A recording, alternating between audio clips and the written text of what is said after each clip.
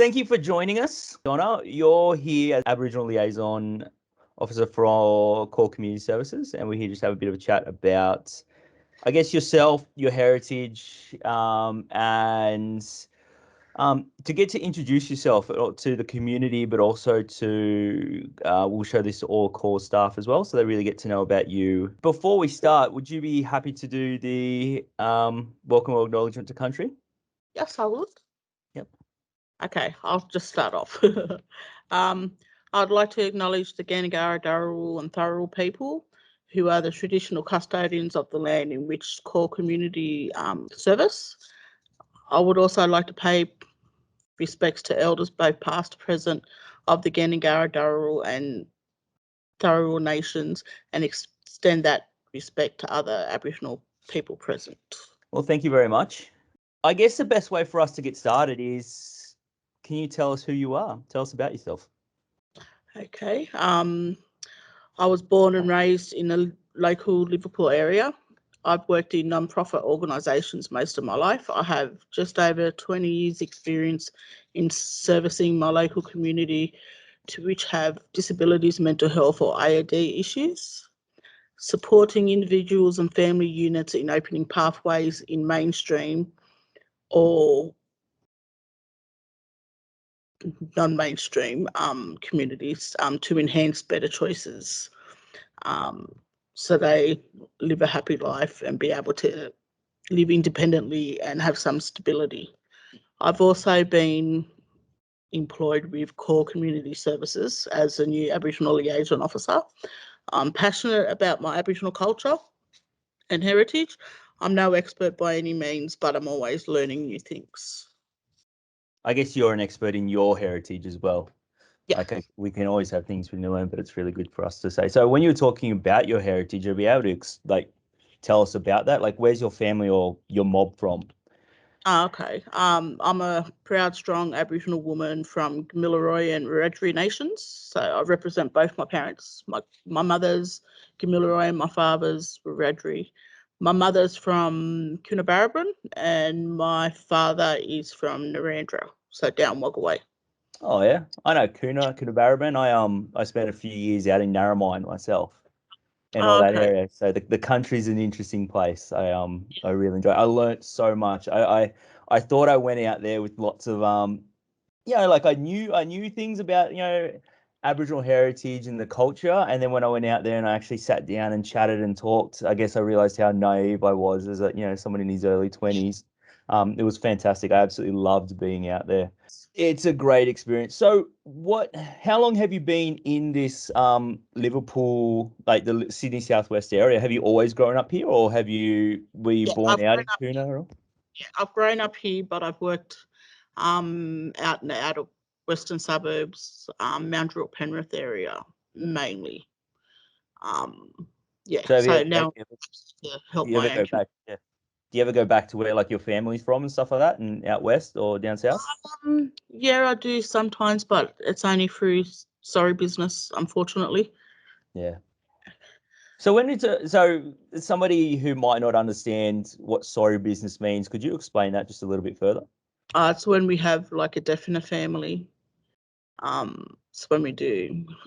That's when we have sorry business. Okay. Yeah, some people hear sorry business and they might not understand, but it's good for us to get that little bit of an explanation there. Yep. So I guess the next question we're relating to is, what does being an Aboriginal mean to you? Being an Aboriginal, I struggle trying to answer this. Being an Aboriginal person to me is an important part of my identity. To understand my culture and cultural responsibilities, respect for my people and respect for my family. Basically, it's shaped me who I am today. It's a tough question because when I was thinking about these questions, I was thinking about when somebody's going to ask about culture and they weren't aware. So it's when somebody says, what does something mean to you? It can be because you don't really think about what that means. Yeah. But that's fair enough. So what's something about your culture that people might not know about and that you would like to tell us? That we're very accepting and forgiving people. We have a wicked sense of humour. We call it blackfella humour.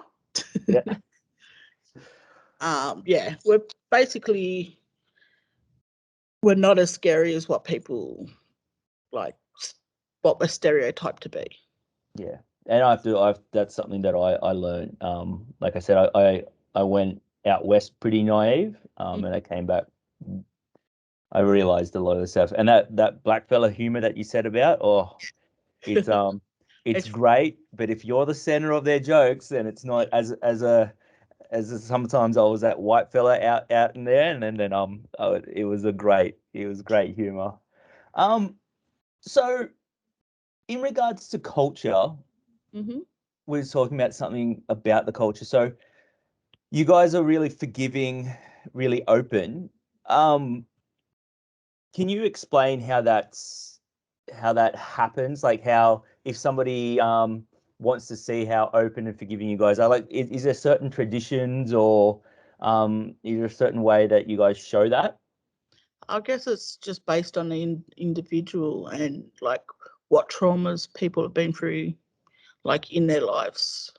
Like I can't speak for all Aboriginal people, but most who I've dealt with, like they come from all walks of life, like whether they've had a good childhood, or they've been done hard by the system, sort of thing. So yeah, it just depends what the individuals overcome. I So guess it's a lot of post traumatic trauma that they've been through, like with the post generational traumas and stuff like that. So yeah. so in culture, I guess for me, I come from a mixed culture, and my part of my culture is it's food. Like there's just always food. Yeah. Is there any Aboriginal like food or dishes that if people get a chance to try, they should be like, yes, I'm going to try that? Because I remember being out west, I was at someone's house and they gave me quandong jam, and it's only like this fruit from out there that way, and it was an absolute delicious jam, but you can't get it anywhere else unless you're like out. I think it was like Condo area. Oh, But okay. is there anything else that you could recommend? Hey, give this a shot if you get a chance. Yeah. Well, actually, my grandfather's from Condo, so um, I know growing up I had a lot of rabbits. Fair uh, enough. Rabbits, so that's something like my mother's mother passed on down to her, sort of thing. And we always had damper. Damper's a good thing to try. Uh, Okay. you So can have, damper and rabbit together? yeah, you could. Kangaroo, the meat's a bit tough, so if you like raw meat, Hmm. you can have kangaroo that way, medium rare sort of thing. But I highly recommend Richard Grubs because Really? I can't stand grubs, and the idea of those, oh no, I can't do it. it tastes delicious barbecued. So, I, Really? yep. Okay. So where could we get them if do you have to go out west for them, or is there a certain time that they You could can bring them go out? out west, but there's like over the net and stuff, you can find places where they sell traditional foods. Like Woolworths and Coles, they sell like kangaroo meat and stuff like that. So Yeah. it's Yeah, easier no, fair enough. to access than what it was years ago. I had an emu a few years ago. Before I was moving back out east. They went out and they got me emu meat. And and it was delicious. But Oh, oh man, I'm just like, oh, it was a different kind of flavor, but it was great. It was really good. turtles Um, really. really, Yeah. turtle. Yeah. Oh, I haven't. Oh, yeah, that'd be an interesting try because I could imagine it'll be a little bit salty, like a little bit fishy, but not. Nah, it's more chickeny, if that Okay. makes sense. Yeah, well, chicken tastes like everything sometimes. That's fine. Yeah. So, I guess we'll get into some of the other questions where it is about learning about Aboriginal people in Australia and, what's it been like for Aboriginal people because we do have a lot of people that don't haven't grown up in Australia and Yeah. they haven't really seen or heard about what's going on because we know it's been absolutely dreadful, Yeah. especially a lot of the crimes in the past. Mhm. But yeah, so I guess from your perspective, like you said, you can't talk for every Aboriginal person, but you can talk from your perspective and you can talk from what your elders have taught you. What's it been like being an Aboriginal person in Australia? It's an important function of my role to understand the unique cultural requirements of Aboriginal and Torres Strait Islander people. I also possess a sound understanding of and sensitive to issues facing Aboriginal people in the utilisation on non-Aboriginal and government services. Many of my people have historically endured adverse experiences due to policies of European bureaucratic systems, for example, such as housing, education, injustice, stolen generation,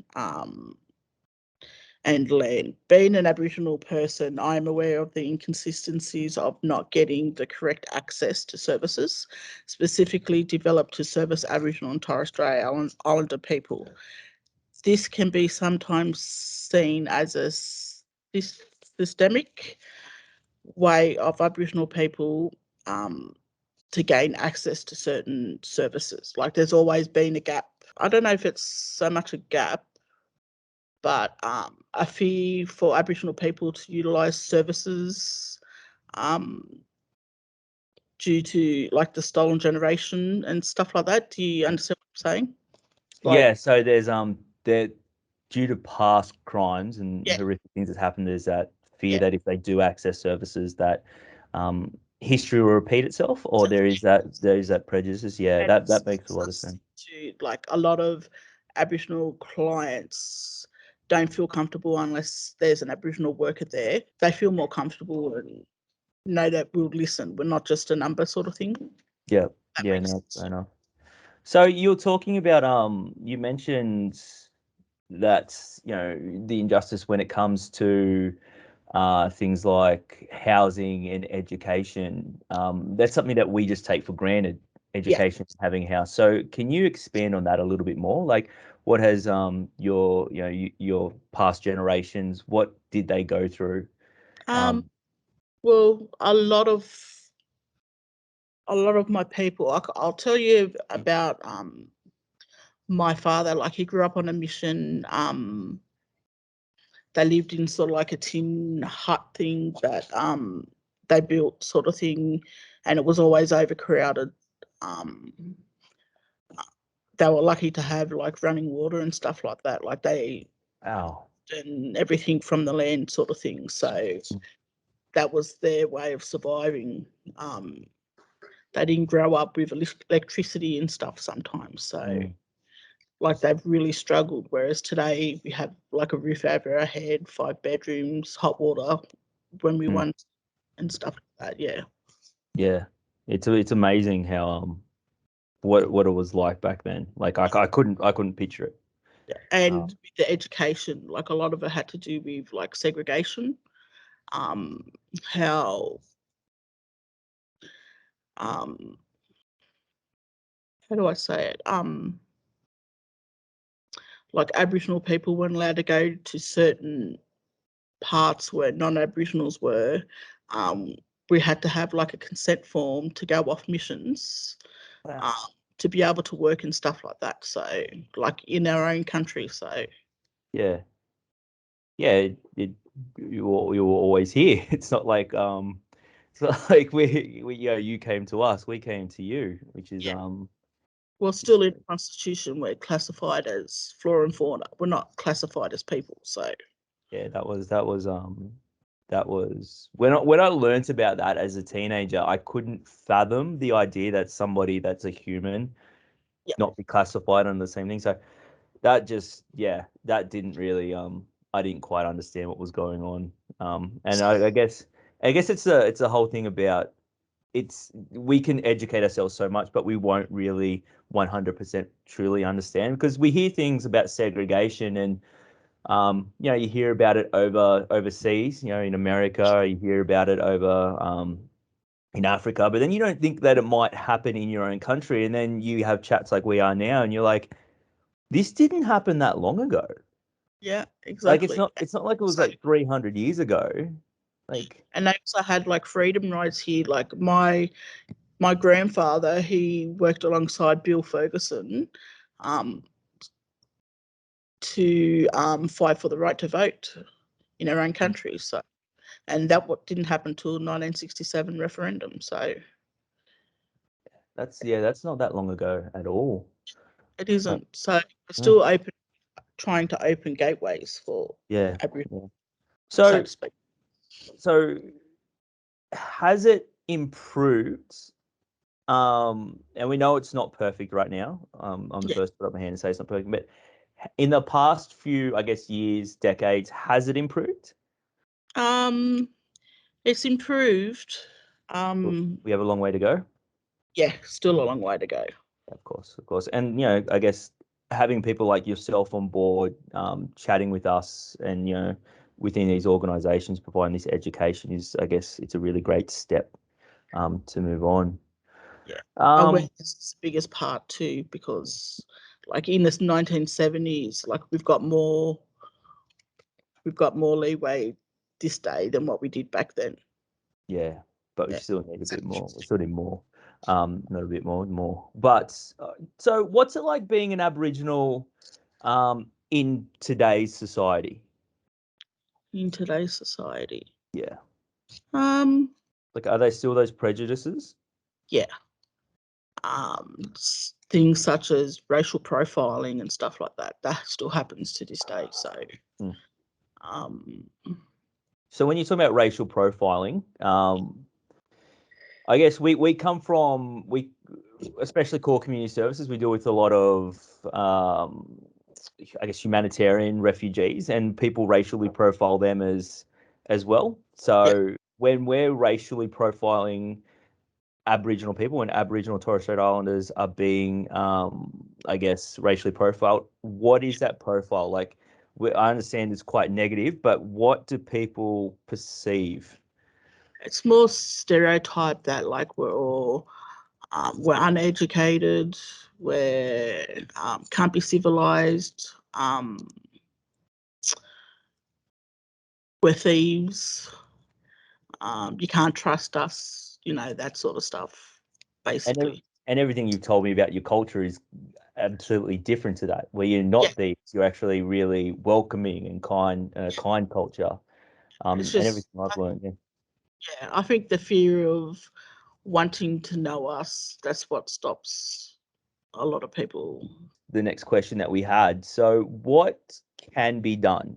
So we want to break this stereotype. We want to make sure that the Aboriginal culture is extremely well known. What can be done to break this down? Listening to real Aboriginal people in real Aboriginal communities, not people they handpick to represent Aboriginal people. Okay. So leaders, like, they don't speak for all of us. Okay.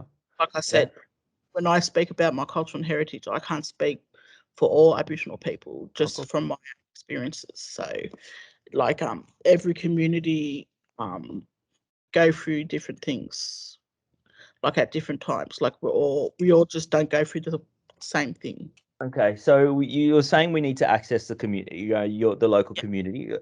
How can people do that? Like, I'll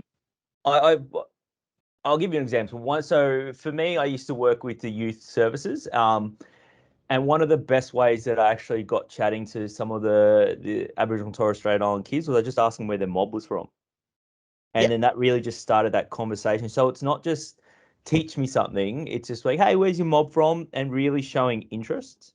In that, because Aboriginal people, they relate to other Aboriginal peoples from where they're from, because they always know someone from that community, like throughout life, sort of thing. Yeah, definitely. So what changes would you like to see moving forward?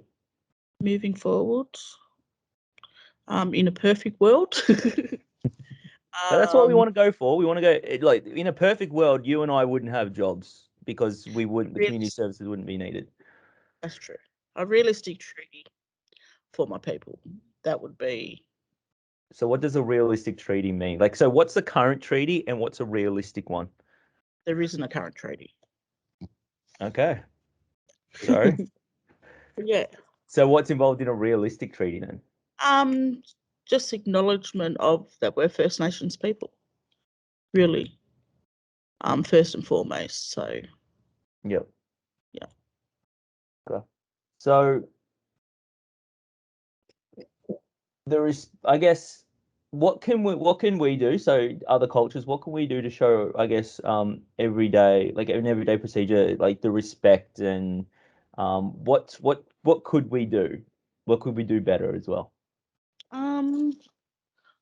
I think I put down here